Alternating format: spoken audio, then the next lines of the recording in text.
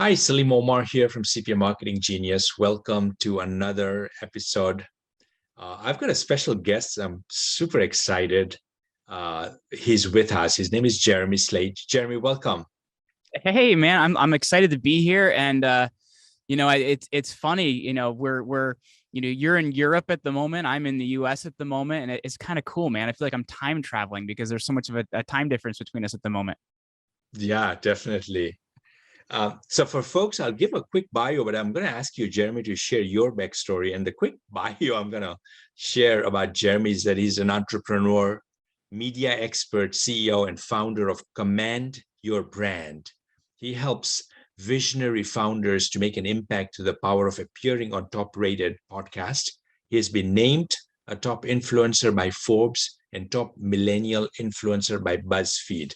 So I'm really excited, Jeremy, to have you and really to dive into branding, positioning, differentiation.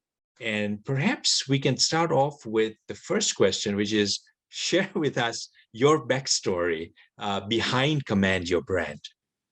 Well, it's kind of a wild story of how I got here, man. My master's degree is actually in ancient history. I studied how the Roman emperor convinced people he was God. So I wrote a whole thesis around that, and my intention was to be a college professor. And I actually ended up getting out of grad school and teaching high school for a couple of years, and I wasn't very happy doing it. And in 2012, my mom ended up having a really bad stroke, and it made me look at a lot of what I was doing in my life, and I realized, like, do I really want to be teaching for another like 40 whatever years it's going to be at this point in time, as I was, like 24 at that point.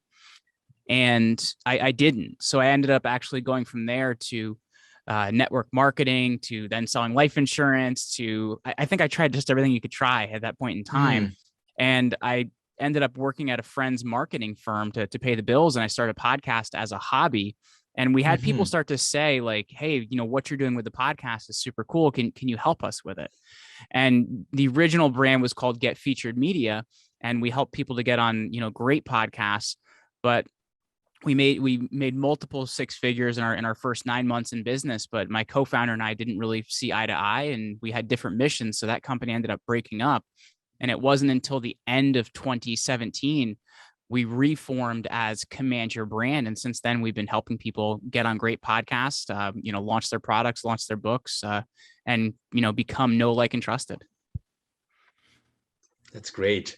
So 4 years into it with your new company, Command Your Brand. It really was just a name change because operations didn't cease. We Mm, just kind of, I guess, did addition by subtraction in some ways, So we've kept going all along, but there was really that. It's interesting when a brand pivots like that. Even though operations never ceased, like, you're different to people, right? Because the name's different, the branding's different. So you really have to help people understand, like, hey, we're still the same company. We can you know us, you can like us, and you can trust us. But that is definitely a huge barrier when you have a brand change like that drastically. yeah, I really like the name Command Your Brand because it comes from a place of almost leadership and being forthright and being on in the driver's seat. Now, what do you mean by the word when you use the word brand? What's the definition of that for you? Well, I just want to add one thing to the idea of command your brand and where that came from, because I think too often people approach the idea of a brand passively, where actually, Mm, in terms of commanding your brand, it comes from the perspective of you actually being active in creating it, not just letting it happen to you. And I think that's what a lot mm, of people approach it as, and a lot of business owners specifically approach it that way. So, from what I mean by branding, it's what you're known for, it's how people perceive you, and really what your expertise is. And branding can be visual, when you see the visual elements and graphics and your logo and things like that. It can be an aesthetic, how that brand feels, how it's perceived, and things like that. And it can also be, how you're looked at in social. So branding has a lot of different aspects to it, but really it's how people experience, perceive, and view your brand. That's what branding is. yeah. And why is it important to be proactive and to command your brand and to then create it? Why not let your products and services speak for themselves? That's a great question, because there's two parts to that, man. And I think number one is I talk through about a lot of this stuff through a media perspective. And you have to look at with the news cycle, there's so many stories, so many things happening. And if you just wait for the media to talk about you, it's not going to happen. That's why you have to be out there, be willing to tell your story and be willing to put it in front of the right people. Be approaching media with, this is why I'm newsworthy and this is why I'm interesting. And this is why you need to talk about me. Whether it's TV, whether it's podcasts, whether it's radio, you have to make that an active process, because they're not going to be looking for you. And that's not to say, tell people, oh, like just give up. It's from the viewpoint of, that's empowering, because if they're not going to be looking for you, then you need to do what you need to do to get in front of people. It's writing good pitches, it's writing good press releases, it's working the local media, it's working podcast connections and doing a lot of those things. Because the other part of it is, an interesting thing happens as you get big. As your brand grows, as you get attention, you're going to have negative things happen to you. And if you haven't been consistently creating positive attention through your Google reviews, through these different media placements and things like that, the negative attention, when it comes, because it will, people like to attack things that grow and get big, it's going to hurt really bad. And if you've been consistently getting reviews, getting media, getting attention, it's more like a fly hitting your windshield when that bad attention comes, because it will. And then people tend to attack things that grow. Yeah, that's great. Now, what are some of the ways to create a brand?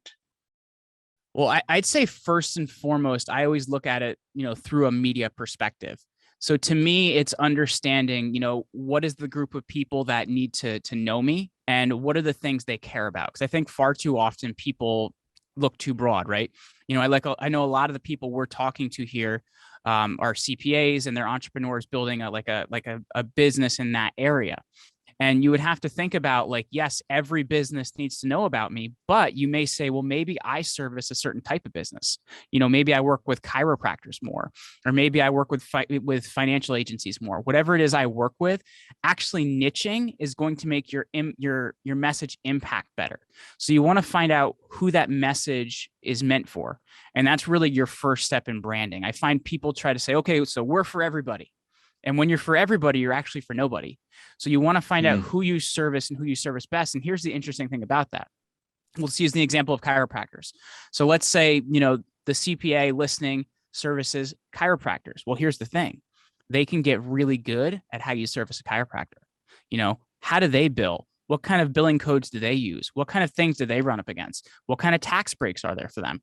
So these are things you would have to think about. So then when you're creating content, you can create content that speaks specifically to that person, and then you can become known, liked, and trusted by that person.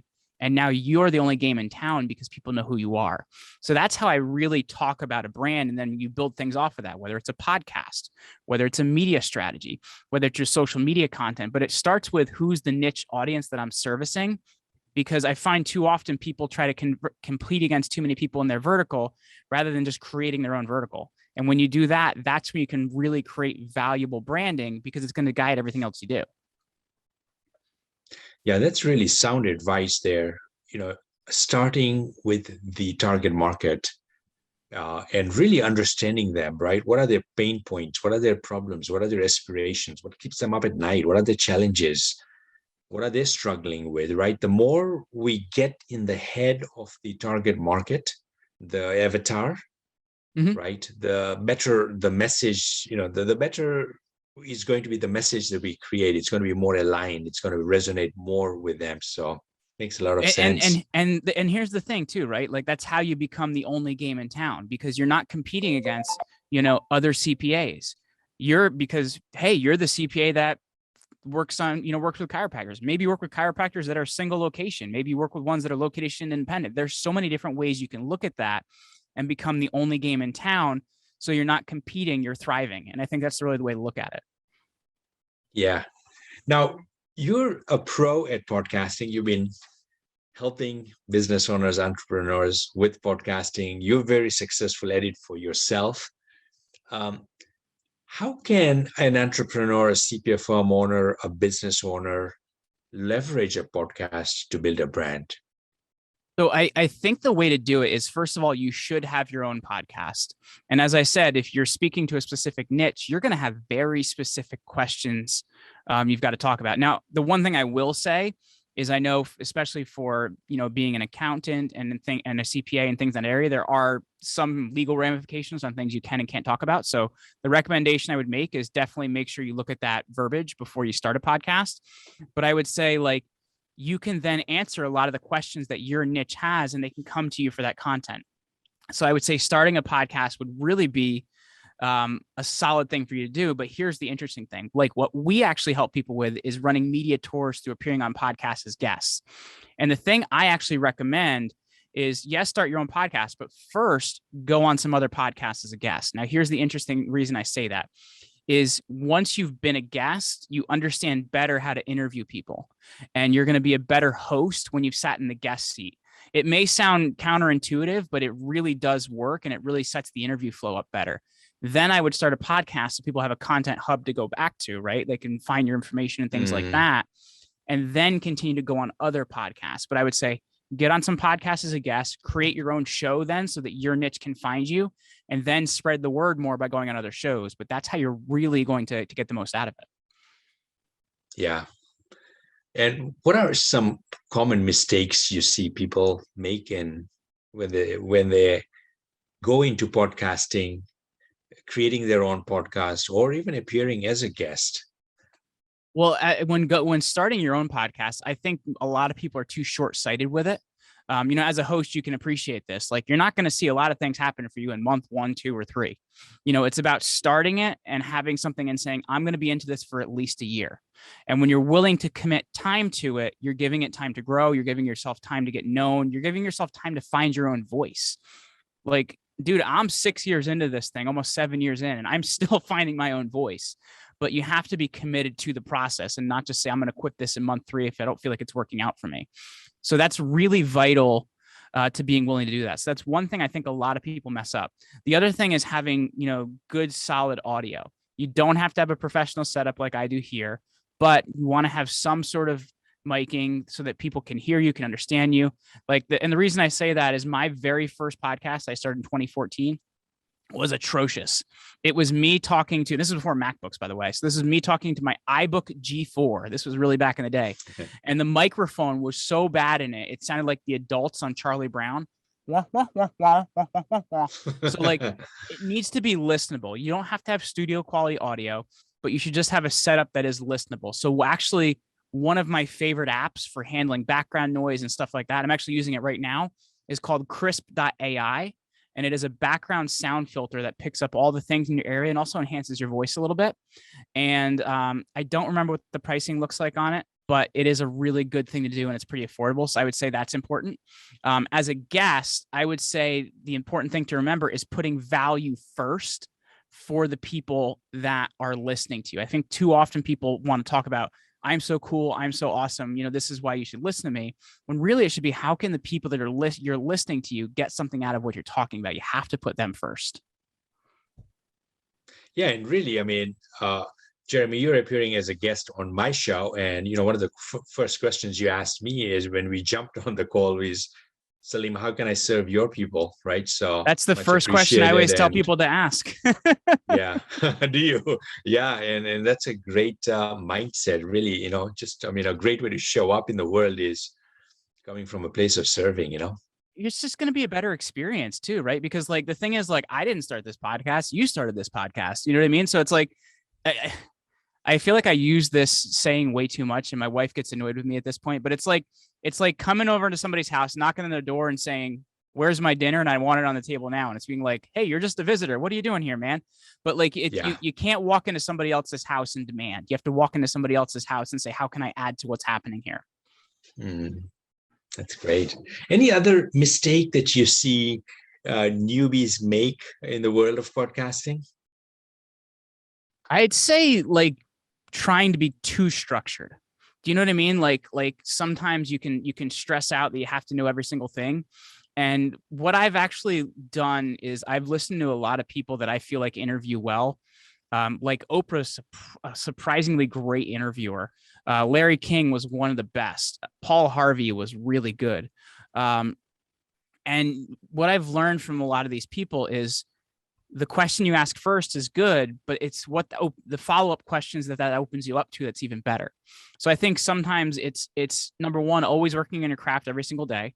But number two, realizing you don't have to have everything thought out. Just have a few base questions, and it's going to set you up for a great conversation, and be willing to ask a better follow-up question. Yeah. And what do you tell someone who says, you know what, I'm not good at this. I've never interviewed people. I've never been interviewed, or I haven't been interviewed that much. Somebody who's just very nervous about, appearing in this kind of a setup. What are your rules for success when it comes to that? Well, you would be talking to me in 2014. So I'll say that first of all. My first podcast, I didn't do video for like 3 years because I didn't like being seen on video and it made me nervous. And now I do it a lot and I'm fine with it. But like, honestly, I would say do more interviews. My first 100 interviews, I'm nervous as heck. What I used to actually do before I got an interview is I go for a walk to calm myself down, to like just chill myself out.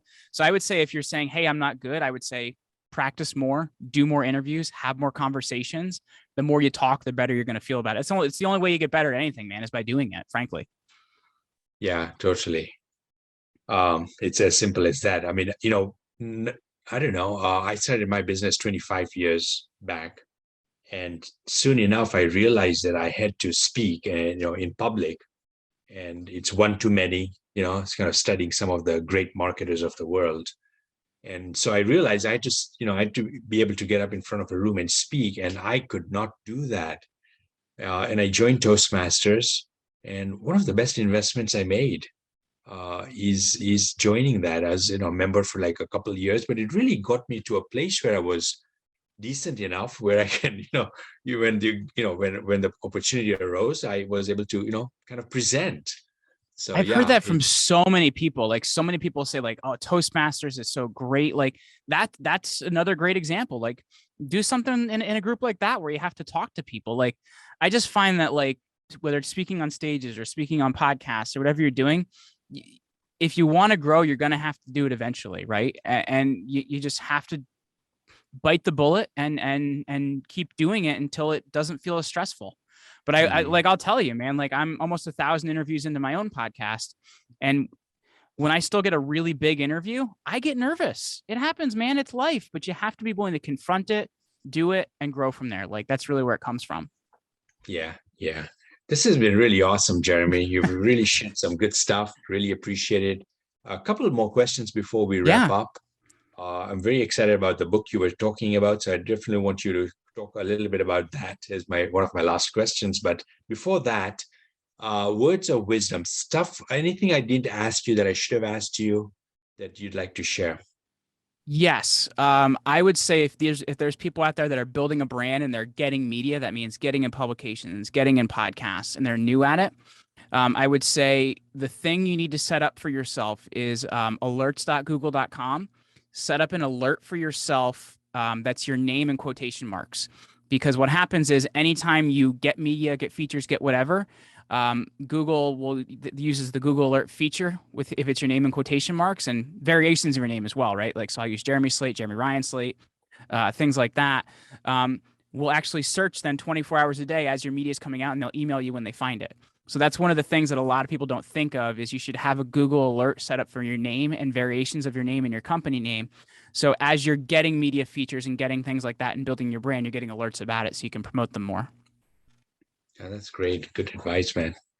Now tell us about your book. Comes out in a few months. What inspired you to write it? And any way people can get a copy and so forth. So yeah, so it comes out actually on June 7th. So we're doing pre-orders now on Barnes and Noble, Amazon, anywhere books are sold. And it's called Unremarkable to Extraordinary, because I think we're all born unremarkable, but it's the things we do in life and how we show up that make us extraordinary. And it's various lessons I've learned from former CIA director David Petraeus, former Ohio State football coach Jim Tressel, a lot of incredible people. Kelly Earnhardt Miller, the NASCAR legend. So I've gotten a chance to learn from a lot of people, and I've taken those things and summed them up into very bite-sized and doable things that can help you reach your extraordinary. So if people want to grab a copy of that, it's called Unremarkable to Extraordinary. They can pre-order right now on Amazon, Barnes and Noble, or anywhere books are sold. Great. Awesome. And if somebody wants to reach out to you, get your help with podcasting, how do they reach out to you? So they can go to commandyourbrand.com. And actually, I put together a really great piece for your audience, which is actually going to, help them figure out the 7 reasons they're not getting booked on the podcast they want to get booked on. And they can get that over at crushitonpodcasts.com, crushitwithpodcast.com. And they can get that free offer, which will show them how to know the things they need to know at basic media, PR, and branding, so they can start getting themselves featured on podcasts. That's awesome. Wonderful, Jeremy. This was a real pleasure to have you on the show. All the information you shared, really, really appreciate it. Thanks, man. Hey, thank you so much for having me, man. I really appreciated this today. Great.